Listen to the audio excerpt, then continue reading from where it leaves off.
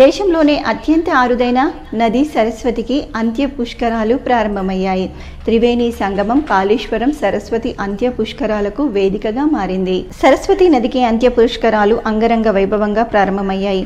జయశంకర్ భూపాలపల్లి జిల్లా మహదేవ్పూర్ మండలం కాళేశ్వరంలో అంత్య పుష్కరాలకు కంచి కామకోటి పీఠాధిపతి శ్రీ శంకర విజయేంద్ర సరస్వతి స్వామీజీ పుష్కర స్నానంతో లాంఛనంగా ప్రారంభించారు.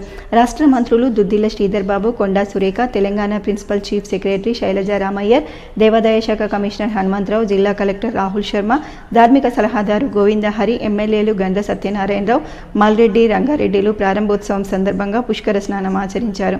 కాళేశ్వరం వద్ద గోదావరి ప్రాణహిత సంగమంలో అంతర్వాహిని సరస్వతి నది ప్రవహిస్తుంది. ఈ నదికి తెలంగాణ రాష్ట్ర ప్రభుత్వం అధికారికంగా పుష్కరాలను నిర్వహిస్తుంది. ఉత్తర భారతదేశానికి ప్రయాగ్రాజ్ మీదుగా ప్రవహిస్తున్న గంగా, యమున, సరస్వతి నదులు, దక్షిణ భారతదేశానికి కాళేశ్వరం వద్ద ప్రవహిస్తున్న గోదావరి ప్రాణహిత సరస్వతి నదులకు పుష్కరాలు జరుగుతుంటాయి.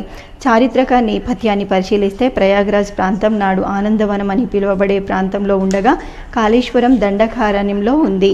అయితే దేశంలో 12 నదులకు పుష్కరాలు జరుగుతుండగా ఇందులో ఒక్క ప్రయాగ్రాజ్ కాళేశ్వరంలో మాత్రమే 3 నదులకు పుష్కరాలు నిర్వహిస్తారు. దేశంలోనే అత్యంత అరుదైన ప్రాశస్త్యాన్ని ప్రయాగరాజ్, కాళేశ్వరం క్షేత్రాలు సంతరించుకోవడం విశేషం.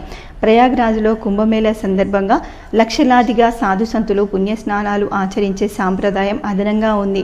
కానీ మిగతా అన్ని విషయాల్లోనూ ప్రయాగ్రాజ్తో కాళేశ్వరం సరి సమానమైన ఘనకీర్తిని చాటుకుంటుంది. సరస్వతీదేవి దేశంలోని కాశ్మీర్లో బాల బాసర జ్ఞాన కాళేశ్వరంలో మహాప్రౌఢగా అవతరించింది.